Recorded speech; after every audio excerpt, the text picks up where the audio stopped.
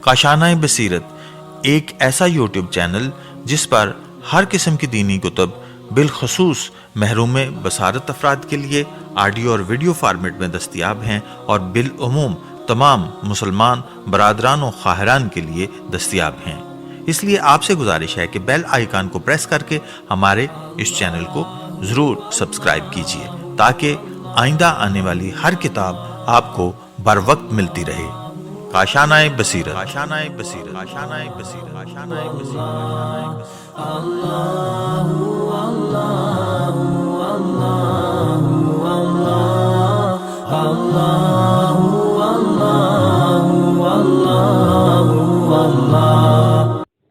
بسم اللہ الرحمن الرحیم۔ السلام علیکم۔ آج مورخہ 6 مئی سن 2019 ہے۔ ہم جو کتاب ریکارڈ کرنے جا رہے ہیں اس کا نام ہے تاریخ اور معاشرہ، مؤلف شہید Murtaza مطہری، تصحیح of proof reading Mujahid Hussain Hur, composing قائم گرافکس جامعہ علمیہ ڈیفنس فیز 4، ناشر شہید مطہری فاؤنڈیشن۔ ملنے کا پتہ معراج کمپنی، بیسمنٹ، میاں مارکیٹ، غزنی اسٹریٹ، اردو بازار، لاہور۔ موبائل نمبر 0321497124 اور PTCL نمبر ہے ان کا 04237361214۔ محمد علی بک ایجنسی، اسلام آباد، 0333523431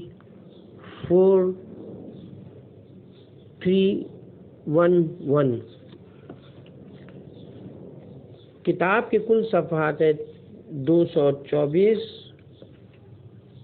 آپ کی خدمت میں یہ کتاب کاشانۂ بصیرت بک سیکشن کی جانب سے پیش کی جا رہی ہے۔ مزید کتابوں کی ریکارڈنگ حاصل کرنے کے لیے ہمارے اس نمبر پر آپ رابطہ قائم کر سکتے ہیں 0346276755 یا ہماری ویب سائٹ وزٹ کریں www.kashanebasirat.com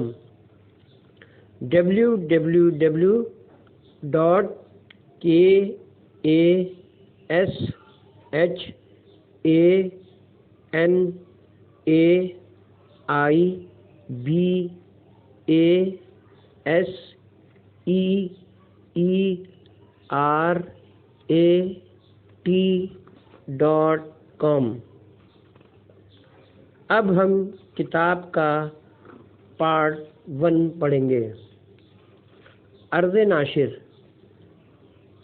حمد اس ذات کے لیے جس نے انسان کو قلم کے ساتھ لکھنا سکھایا، اور درود و سلام ہو اس نبی صلی اللہ علیہ وسلم پر جسے اس نے عالمین کے لیے سراپا رحمت بنا کر مابعوث فرمایا، اور سلام و رحمت ہو ان کی آل پر جنہیں اس نے پورے جہاں کے لیے چراغ ہدایت بنایا۔ شہید مرتضی مطہری کی موجودہ کتاب تاریخ اور معاشرہ انٹرنیٹ پر بھی موجود ہے، اور اس کی نوک پلک سنوارنے کا کام جناب مولانا مجاہد حسین حر صاحب نے انجام دیا ہے۔ ہم نے عہد کیا ہے کہ شہید مرتضی مطہری کی تمام کتب کتابی صورت میں عوام الناس تک پہنچائیں گے۔ زیر نظر کتاب کی اشاعت ہمارے لیے کسی بڑے اعزاز سے کم نہیں ہے۔ ہم اللہ تعالیٰ کی رضا و خوشنودی اور اسلامی تعلیمات کے فروغ اور دین الہی کی نشر و اشاعت کے لیے کام کر رہے ہیں۔ ہماری دعا ہے رب العزت تمام امت مسلمہ کو عزت و سربلندی عطا فرمائے اور ہم سب کو ہر طرح کی آفات و بلیات سے محفوظ رکھے، آمین ثم آمین۔ ہمیں امید ہے کہ یہ کتاب مسلمانوں کے درمیان وحدت کا باعث بنے گی۔ فہرست کتاب، پیش لفظ پیج نمبر 7، معاشرہ کیا ہے پیج نمبر 10، کیا انسان مدنی الطبع ہے پیج نمبر 11، کیا معاشرے کا وجود اصیل اور عینی ہے پیج نمبر 16، معاشرہ اور اس کے قوانین و سنن پیج نمبر 26، جبر یا اختیار پیج نمبر 30، معاشرتی تقسیم اور طبقہ بندی پیج نمبر 35، معاشروں کی یگانگت یا ان کا تنوع باعتبار ماہیت پیج نمبر 40، معاشروں کا مستقبل پیج نمبر 44، تاریخ کیا ہے پیج نمبر 57، سائنسی تاریخ پیج نمبر 65، نمبر 1، نقلی تاریخ کا معتبر یا بے اعتبار ہونا پیج نمبر 66، نمبر 2، تاریخ میں قانون علت و معلول پیج نمبر 68، نمبر 3، کیا تاریخ کی فطرت مادی ہے پیج نمبر 74،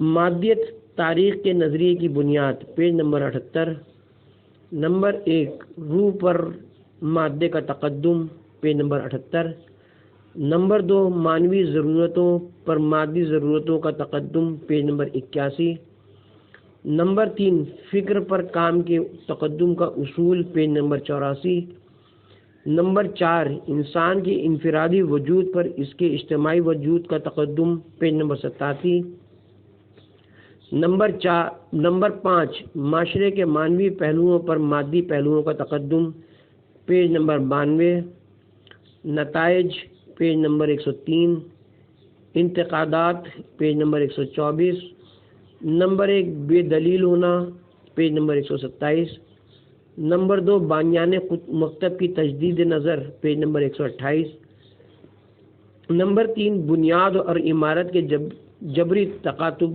کا بطلان پیج نمبر 138، نمبر 4، آئیڈیالوجی کی اپنے دور سے عدم مطابقت پیج نمبر 140، نمبر 5، ثقافتی ترقی کا استقلال پیج نمبر 141، نمبر 6، تاریخی میٹریلزم خود اپنی تنسیق کرتا ہے پیج نمبر 143، اسلام اور تاریخی مادیت پیج نمبر 145، معیار اور پیمانے پیج نمبر 191، نمبر 1، دعوت سے متعلق حکمت عملی پیج نمبر 192، نمبر 2، عنوان مکتب پیج نمبر 202، نمبر 3، شرائط و موانع قبولیت پیج نمبر 203، نمبر 4، معاشروں کا عروج اور انحطاط پیج نمبر 206، تاریخ کا تغیر و تبدل پیج نمبر 210، نمبر 1، نسلی نظریہ پیج نمبر 213، نمبر 2، جغرافیائی نظریہ پیج نمبر 213، نمبر 3، بلند پایہ شخصیتوں سے متعلق نظریہ پیج نمبر 214، نمبر 4، اقتصادی نظریے پیج نمبر 215، نمبر 5، الہی نظریہ پیج نمبر 216، تیسرا نظریہ فطرت پیج نمبر 220، تاریخ میں شخصیت کا کردار پیج نمبر 222۔ بسم اللہ الرحمن الرحیم۔ پیش لفظ، کوئی مکتب معاشرے اور تاریخ کے بارے میں کیا نظریہ رکھتا ہے اور ان دونوں سے کیا اخذ کرتا ہے؟ یہ امر اس کتاب کے تصور کائنات میں فیصلہ کن کردار ادا کرتا ہے۔ لہذا ضروری ہے کہ اسلامی تصور کائنات کو پیش نظر رکھتے ہوئے یہ واضح ہو کہ معاشرے اور تاریخ کو اسلام کس نظر سے دیکھتا ہے۔ یہ امر واقعی کہ اسلامی عمرانیات سوشیولوجی کا کوئی مکتب اسکول آف تھاٹ ہے، نہ فلسفہ تاریخ ہے۔ اسلام کی آسمانی کتاب میں معاشرے یا تاریخ سے متعلق کوئی ایسی گفتگو نہیں جو عمرانیات اور فلسفہ تاریخ کی مروجہ زبان میں ہو۔ یہ بالکل اسی طرح ہے جس طرح اس میں اخلاقی، فقہی، فلسفی اور دیگر علوم سے متعلق مفاہیم رائج زبان اور ان اصطلاحات میں بیان نہیں ہوئے جو ان علوم کا خاصہ ہیں، تاہم ان علوم سے وابستہ بہت سے مسائل کامل طور پر اس سے اخذ کیے جا سکتے ہیں اور قابل استنباط ہیں۔ معاشرہ تاریخ چونکہ باہم مربوط موضوع ہیں اور علاوہ ازیں ہم ان کے بارے میں اختصار سے گفتگو کرنا چاہتے ہیں، لہذا ہم نے انہیں ایک ہی فعل میں ایک ہی فصل میں جمع قرار دیا ہے، اور ان دونوں کے بارے میں اسلامی نقطہ نظر خاص اہمیت کا حامل ہے جسے مطالعے اور تحقیق کا عنوان قرار دیا جانا چاہیے۔ البتہ ہم معاشرے اور تاریخ سے مربوط مسائل کو اسی قدر اٹھائیں گے جس قدر ہمارے خیال میں مکتب اسلام کی شناخت کے لیے ضروری ہے۔ پہلے ہم معاشرے پر گفتگو کریں گے اور پھر تاریخ کو موضوع بحث بنائیں گے۔ معاشرے کے مسائل یہ ہیں: نمبر 1، معاشرہ کیا ہے؟ نمبر 2، کیا انسان مدیون الطبع ہے؟ نمبر 3، کیا فرد کو اصلیت حاصل ہے اور معاشرے کی حیثیت امتزاجی اور ضمنی ہے، یا اس کے برعکس معاشرہ اصلیت رکھتا ہے اور فرد کی حیثیت امتزاجی اور ضمنی ہے، یا پھر کوئی تیسری صورت ہے؟ نمبر 4، معاشرہ اور اس کے قوانین و آداب۔ نمبر، کیا فرد معاشرے اور اجتماعی ماحول کے آگے بے بس ہے یا مختار؟ نمبر 6، اپنی ابتدائی تقسیم کے اعتبار سے معاشرہ کن شعبوں، سمتوں اور کن گروہوں میں تقسیم ہوتا ہے؟ نمبر 7، کیا انسانی معاشرے ہمیشہ ایک ہی ماہیت اور ایک ہی نوعیت کے ہوتے ہیں اور ان کے درمیان اختلاف کی صورت ایسی ہے جیسے ایک ہی نوع؟ یہاں پر لفظ نوع علم منطق کے اصطلاحی مفہوم میں آیا ہے۔ ایک ہی نوع کے افراد ماہیت کے اعتبار سے بالکل ایک جیسے ہوتے ہیں۔ مترجم: ایک ہی نوع سے تعلق رکھنے والے افراد کے مابین ہوتی ہے، یا پھر جغرافیے اور زمان و مکان کے فرق کے اعتبار سے نیز ثقافت و تمدن میں تغیر کے لحاظ سے معاشرے مختلف النوع ہوتے ہیں، یوں ان کی عمرانیات بھی مختلف ہو جائے گی۔ پھر ہر نوع کا اپنا خاص دوسروں سے مختلف مکتب بھی ہو سکتا ہے، اور دوسرے لفظوں میں کیا، جس طرح تمام انسان علاقائی، نسلی اور تاریخی اختلاف کے باوجود جسم کے اعتبار سے واحد نوعیت کے حامل ہیں اور ان پر ایک ہی طرح کے فزیولوجیکل اور طبی قوانین حکم فرما ہیں، اجتماعی لحاظ سے بھی واحد نوعیت کے حامل ہیں اور ایک ہی اخلاقی اور اجتماعی نظام ان پر لاگو کیا جا سکتا ہے، اور بشریت پر ایک ہی مکتب حاکم ہو سکتا ہے، یا ہر معاشرہ خاص جغرافیائی، ثقافتی اور تاریخی حالات کے تحت اپنی خاص عمرانیات رکھتا ہے اور ایک خاص مکتب کا متقاضی ہے۔ نمبر 8، کیا انسانی معاشرے ابتدائی تاریخ سے عصر حاضر تک پراگندہ صورت میں اور ایک دوسرے سے جدا حیثیت کے ساتھ موجود رہے ہیں اور ان پر کثرت و اختلاف حکم فرما رہے ہیں؟ نوعی اختلاف نہ ہو تو کم از کم انفرادی اختلاف رہا ہے، اور وحدت و یکتائی کی طرف بڑھ رہے ہیں، اور بشریت کا مستقبل واحد معاشرہ، ایک تمدن، ایک ثقافت اور آخر کار بشریت کے یک رنگ و یک شکل ہو جانے سے عبارت ہے۔ اور تضاد و تراجم تو ایک طرف سے اصلاً دوئی ختم ہو جائے گی، یا پھر بشریت مجبور ہے کہ اس کے متعدد رنگ رہیں، مختلف صورتیں رہیں۔ ثقافت و تمدن اور جن امور پر انسان کا وجود اجتماعی قائم ہے، ان میں اختلاف رہے، یہ وہ مسائل ہیں جن کے بارے میں ہمارے نزدیک اسلامی نقطۂ نظر پیش کرنا انتہائی ضروری اور اہم ہے۔ ذیل میں ہم ترتیب کے ساتھ اختصار کو ملحوظ رکھتے ہوئے ان امور پر گفتگو کریں گے۔ معاشرہ کیا ہے؟ انسانوں پر مشتمل وہ جماعت جو خاص قوانین، خاص آداب و رسوم اور خاص نظام کی حامل ہو اور انہی خصوصیات کے باعث ایک دوسرے سے منسلک اور ایک ساتھ زندگی گزارتی ہو، معاشرہ تشکیل دیتی ہے۔ ایک ساتھ زندگی گزارنے کا صرف یہ مطلب نہیں کہ انسانوں کی کوئی جماعت کسی علاقے میں باہم مشترک زندگی گزارے اور ایک ہی آب و ہوا اور ایک جیسی غذا سے یکساں استفادہ کرے۔ یوں تو ایک باغ کے درخت بھی ایک دوسرے کے ساتھ پہلو با پہلو زندگی بسر کرتے ہیں اور ایک ہی آب و ہوا اور ایک جیسی غذا سے استفادہ کرتے ہیں۔ یہی حال ایک ہی گلے کے ہر جانور کا بھی ہوتا ہے، جو ایک دوسرے کے ساتھ مل کر چرتے ہیں اور باہم مل کر نقل مکانی بھی کرتے ہیں، لیکن ان میں سے کوئی بھی اجتماعی اور مدنی زندگی نہیں رکھتا، نہ معاشرہ تشکیل دیتا ہے۔ انسان کی زندگی اجتماعی یا معاشرتی اس معنی میں کہ وہ ایک اجتماعی ماہیت کی حامل ہے۔ ایک طرف تو اس کے مفادات، اس کے تعلقات، اس کے کام کاج اجتماعی ماہیت رکھتے ہیں اور اپنے رسم و رواج کے دائرے میں تقسیم مفادات اور ایک دوسرے کی مدد کے بغیر اس کا گزارا نہیں۔ دوسری طرف کچھ ایسے افکار، نظریات اور مزاج بھی لوگوں پر حاکم ہیں جو انہیں وحدت و یگانیت بخشتے ہیں۔ دوسرے لفظوں میں معاشرہ انسانوں کے اس مجموعے کا نام ہے جو ضرورتوں کے جبری سلسلے میں اور عقائد، نظریات اور خواہشات کے زیر اثر ایک دوسرے میں مدغم ہیں اور مشترک زندگی گزار رہے ہیں۔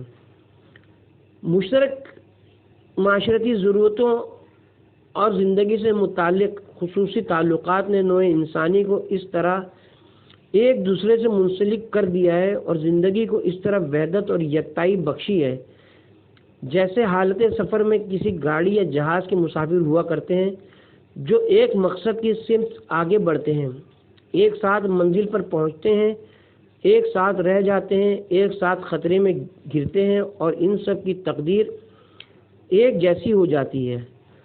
رسول اللہ نے امر بالمعروف اور نہی عن المنکر کا فلسفہ بیان کرتے ہوئے کتنی اچھی مثال پیش کی۔ فرمایا، چند لوگ ایک بحری جہاز میں سوار ہوئے۔ جہاز سمندر کا سینہ چیرتے ہوئے آگے بڑھ رہا تھا۔ ہر مسافر اپنی نشست پر بیٹھا تھا۔ اتنے میں ایک شخص اس عذر سے کہ جس جگہ وہ بیٹھا ہے اس کی اپنی جگہ ہے اور وہ اپنی جگہ جو چاہے سو کرے، کسی چیز سے اس جگہ سوراخ کرنے لگا۔ اگر تو تمام مسافر وہیں اس کا ہاتھ پکڑ لیتے اور اسے اس کام سے باز رکھتے تو نہ خود غرق ہوتے اور نہ اسے غرق ہونے دیتے۔ کیا انسان مدین الطبع ہے؟ یہ سوال بہت پرانا ہے کہ انسان کی اجتماعی زندگی کن عوامل کے زیر اثر وجود میں آئی ہے؟ کیا انسان اجتماعی طبیعت لے کر وجود میں آیا ہے، یعنی طبعاً اس کی تخلیق کل کے ایک حصے کے طور پر کی گئی ہے اور اس کے وجود میں اپنے کل سے وابستہ ہونے کا رجحان موجود ہے، یا اس کی تخلیق اجتماعی طبیعت پر نہیں ہوئی، بیرونی جبر و استقرار نے اسے اجتماعی زندگی بسر کرنے پر مجبور کر دیا ہے؟ یعنی کیا انسان طبع اولی کے مطابق آزاد رہنا چاہتا ہے اور ان پابندیوں کو قبول نہیں کرنا چاہتا جو اجتماعی زندگی کا لازمہ ہے، لیکن تجربے نے اسے بتا دیا ہے کہ وہ تنہا زندگی نہیں گزار سکتا، لہذا بحالت مجبوری اس نے اجتماعی زندگی کی پابندیوں کو گلے لگا لیا ہے۔ وہ اضطرار نہیں ہے، یا کم از کم تنہا اضطرار نہیں ہے، بلکہ انسان اپنی فطری عقل کے فیصلے اور محاسبے کی طاقت سے اس نتیجے پر پہنچا کہ مشارکت، تعاون اور اجتماعی زندگی کے ذریعے ہی خلقت کے انعامات سے بہتر استفادہ کر سکتا ہے، اور اسی لیے اس نے اس شرکت کو انتخاب کیا ہے۔ پس مسئلے کی 3 صورتیں ہیں۔ نمبر 1، کیا انسان کی اجتماعی زندگی طبعی ہے، یا نمبر 2 اضطراری ہے، یا 3 پھر انتخاب شدہ ہے۔ پہلے نظریے کے مطابق نوع بشر کی اجتماعی زندگی عورت اور مرد کی گھریلو زندگی کی طرح ہے کہ زوجین میں سے ہر ایک کا آغاز سے خلقت سے کل کا ایک حصہ بن کر آیا ہے اور دونوں کی سرنوشت میں اپنے کل سے منسلک ہونے کا رجحان موجود ہے۔ دوسرے نظریے کے مطابق اجتماعی زندگی کی مثال ایسے 2 ملکوں کے تعاون اور باہمی سمجھوتے کی سی ہے جو وہ مشترک دشمن کے مقابلے میں اپنے آپ کو ناتواں محسوس کرتے ہوئے اس راہ کو اختیار کر لیتے ہیں۔ تیسرے نظریے کے مطابق اجتماعی زندگی ان 2 سرمایہ داروں کی ایک کمپنی کی طرح ہے جو زیادہ منافع کمانے کے لیے ایک تجارتی، زرعی یا صنعتی یونٹ قائم کرتے ہیں۔ پہلے نظریے کے مطابق اصلی سبب انسان کی اندرونی طبیعت ہے۔ دوسرے نظریے کے مطابق انسانی وجود سے باہر ایک بیرونی عنصر اس میں کار فرما ہے، اور تیسرے نظریے کے مطابق اصلی سبب انسان کی عقل، قوت اور اس کی حساب کتاب کی صلاحیت ہے۔ پہلے نظریے کی بنیاد پر اجتماعی ہونا ایک کلی اور عمومی مقصد ہے اور انسان بالطبع اس کی سمت رواں ہے۔ دوسرے نظریے کی بنیاد پر ایک اتفاق اور حادثاتی امر ہے اور فلسفے کی اصطلاح میں غایت اولا نہیں، غایت ثانوی ہے، اور تیسرے نظریے کے مطابق اس کی غایت فطری نہیں، وہ فطری نہیں سو بلکہ فکری ہے۔ قرآن کریم کی آیتوں سے بات سامنے آتی ہے کہ انسان کے اجتماعی ہونے کو اس کی خلقت میں رکھ دیا گیا ہے۔ سورہ حجرات میں ارشاد ہوتا ہے، اے انسانوں، ہم نے تمہاری تخلیق مرد اور عورت سے کی ہے اور تمہیں قوموں اور غلاموں میں بانٹ دیا، تمہیں قوموں اور قبیلوں میں بانٹ دیا کہ تمہارے درمیان شناخت کی راہ نکل سکے، یہ نہ کہ اس کے ذریعے تم ایک دوسرے پر فخر و مباحثت کرنے لگو۔ بے شک اللہ کے نزدیک وہی زیادہ لائق تکریم ہے جو تم میں سے زیادہ پرہیزگار ہے۔ اس آیہ کریمہ میں ایک اخلاقی حکم دیتے ہوئے انسان کی خاص خلقت کے اجتماعی فلسفے کی طرف بھی اشارہ کیا گیا ہے اور کہا گیا ہے کہ انسان کو اس طرح پیدا کیا گیا ہے کہ وہ مختلف قوموں اور مختلف قبیلوں کی صورت اختیار کرے۔ قوموں اور قبیلوں کے ساتھ منسوب ہونے کی وجہ سے ایک دوسرے کی شناخت ممکن ہو جاتی ہے، جو اجتماعی زندگی کا جزو لانفک ہے، یعنی یہ نسبتیں جو ایک طرف سے وجہ اشتراک اور دوسری طرف سے اختراق بشر کا سبب ہے نہ ہوتی تو ایک دوسرے کی شناخت ناممکن ہوتی، اور اس صورت میں ایک دوسرے کے ساتھ باہمی تعلقات پر مبنی اجتماعی زندگی کا وجود غیر ممکن تھا۔ یہ اور ایسے دیگر امور مثلاً رنگ، شکل اور قد پر مبنی اختلافات دراصل وہ پہچان ہے جو ہر شخص کو اس کی شناخت کی بنیاد فراہم کرتی ہے۔ بالفرض اگر کوئی ایک ہی رنگ، ایک ہی شکل اور ایک ہی قالب میں ڈھلا ہوتا ہے، اور اگر ان کے درمیان کوئی باہم اور کوئی انتساب نہ ہوتا تو تمام افراد کسی کارخانے میں ڈھلی ہوئی ایک شکل کی جنس کی طرح ہوتے اور ان کے درمیان تمیز مشکل ہوتی، اور بالآخر یہی نتیجہ نکلتا کہ روابط، تبادلہ خیال، کام اور صنعتوں کے مبادلے کی بنیاد پر قائم انسان کی اجتماعی زندگی ناممکن ہو جاتی ہے۔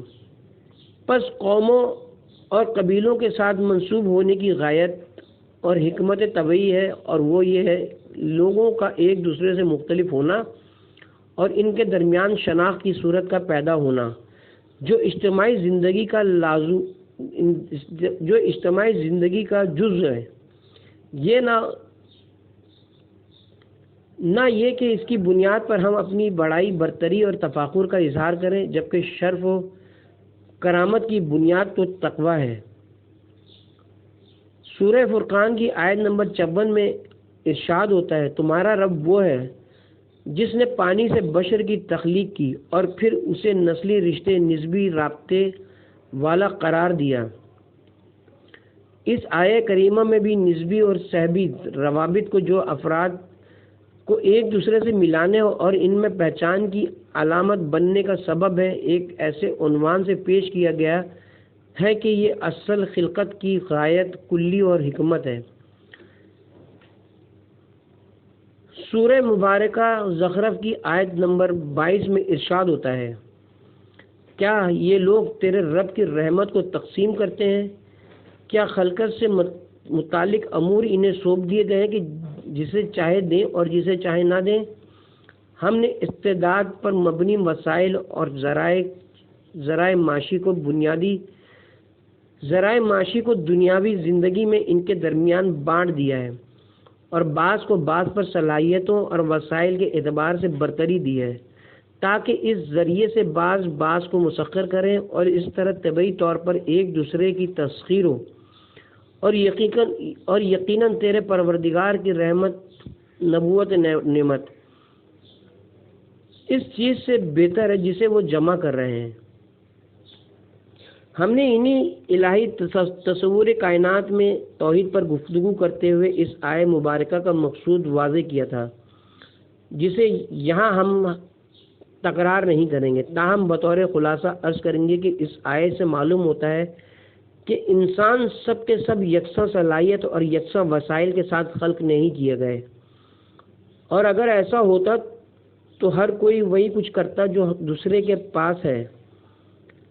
ہر کوئی اسی چیز سے محروم ہوتا جس سے دوسرا محروم ہوتا۔ اس کا لازمی نتیجہ یہی ہوتا ہے کہ کوئی متوازی احتیاج، کوئی باہمی تعلق یا متبادل خدمت کی راہ نہ نکلتی۔ اللہ تعالیٰ نے نوع بشر کو صلاحیتوں، جسمانی، روحانی، عقلی اور جذباتی وسائل کے اعتبار سے مختلف خلق کیا ہے۔ بعض کو بعض خوبیوں میں دوسروں پر درجے کے اعتبار سے برتری دی ہے، پھر ان دوسروں کو کسی اور خوبی میں بعض پر سبقت بخشی ہے۔ اس طرح سب کو بالطبع ایک دوسرے کا محتاج اور ایک دوسرے سے ربط باہم کا طلبگار بنا دیا ہے، اور اس طرح ایک مربوط اجتماعی زندگی کی بنیاد فراہم کی ہے۔ یہ آیہ کریمہ اس بات پر بھی دلالت کرتی ہے کہ انسان کی معاشرتی زندگی نری معاہداتی، انتخاب شدہ یا اضطراری اور مسلط کردہ امبوز نہیں بلکہ طبعی ہے۔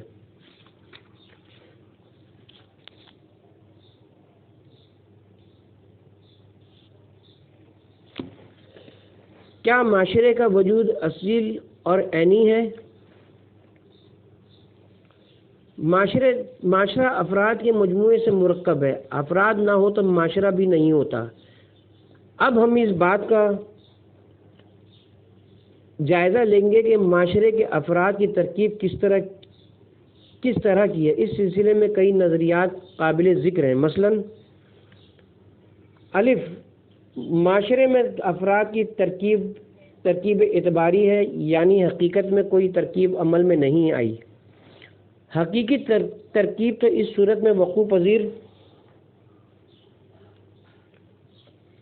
ہوتی ہے جب کچھ امور ایک دوسرے پر اپنا رنگ جمائیں اور ایک دوسرے پر اثرات مرتب کریں۔ اثر گزاری اور اثر پذیری کا عمل ہو، عمل اور رد عمل کے نتیجے میں ایک نئی چیز اپنی خاص خوبیوں کے ساتھ وجود میں آئے۔ جیسے کیمیائی ترکیبیں ہوتی ہیں، مثلاً آکسیجن اور ہائیڈروجن کے خاص انداز سے باہم ملنے سے پانی معروض وجود میں آتا ہے۔ پانی ایک بالکل نئی چیز ہوتی ہے جس کی ماہیت بھی نئی اور خواص و اثار بھی اپنے ہی ہوتے ہیں۔ حقیقی ترکیب کا لازمہ یہ ہے کہ اجزاء ایک دوسرے میں مدغم ہو کر اپنے خواص و اثار کھو دیں اور مرکب کے وجود میں حل ہو جائیں۔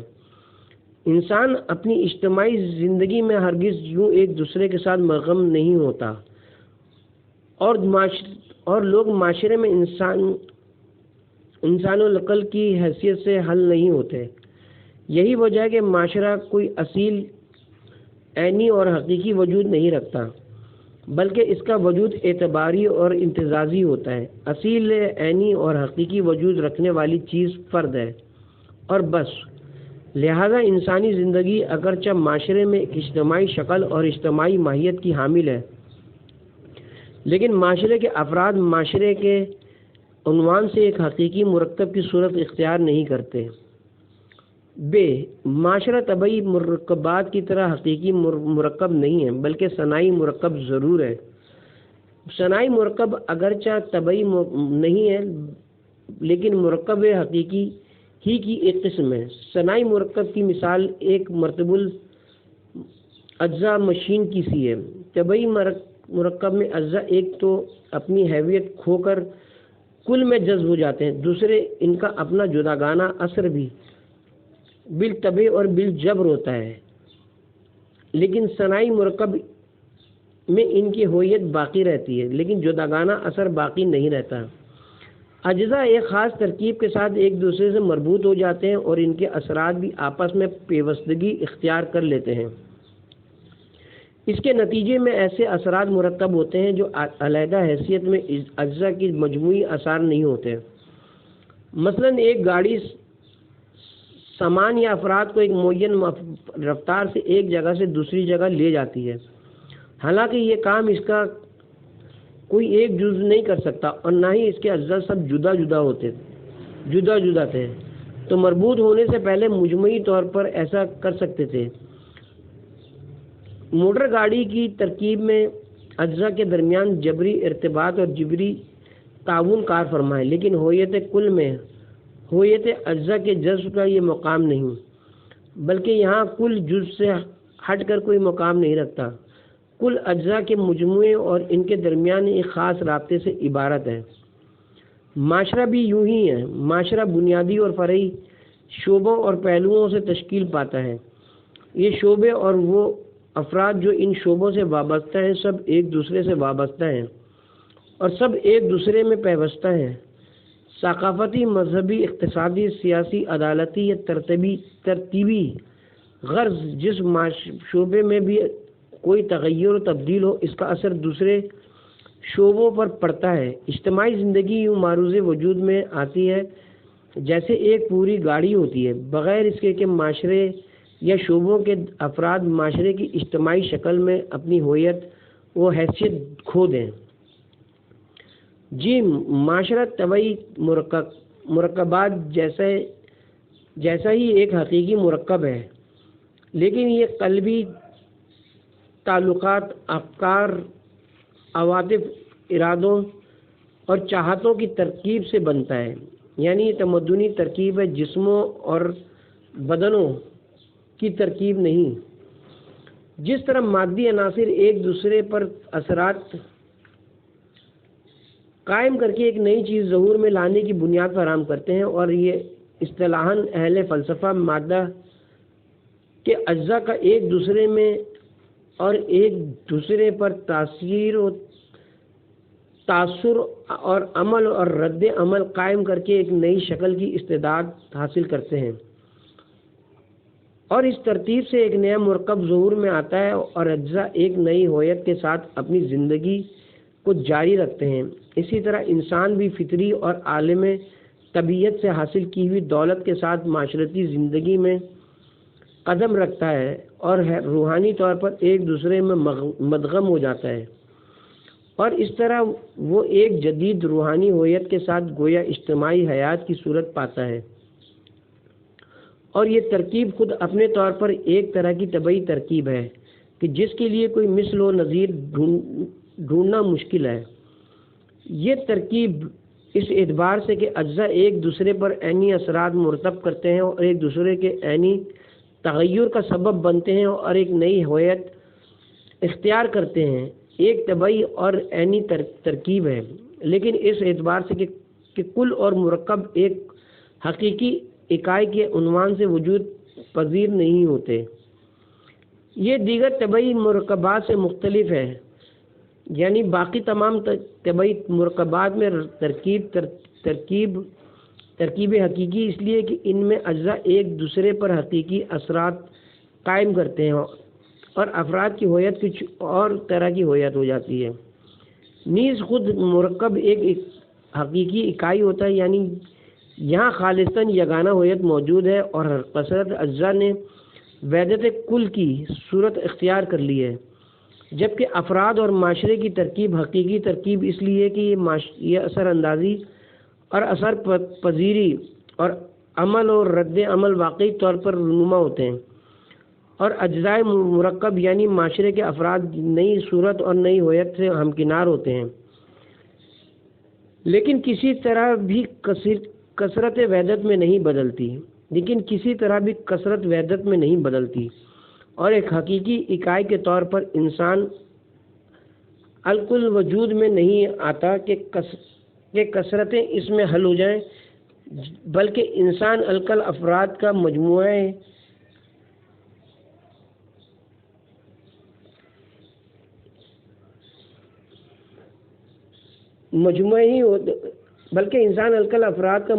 مجموعہ ہوتا ہے جو اعتباری اور امتزاجی وجود رکھتا ہے۔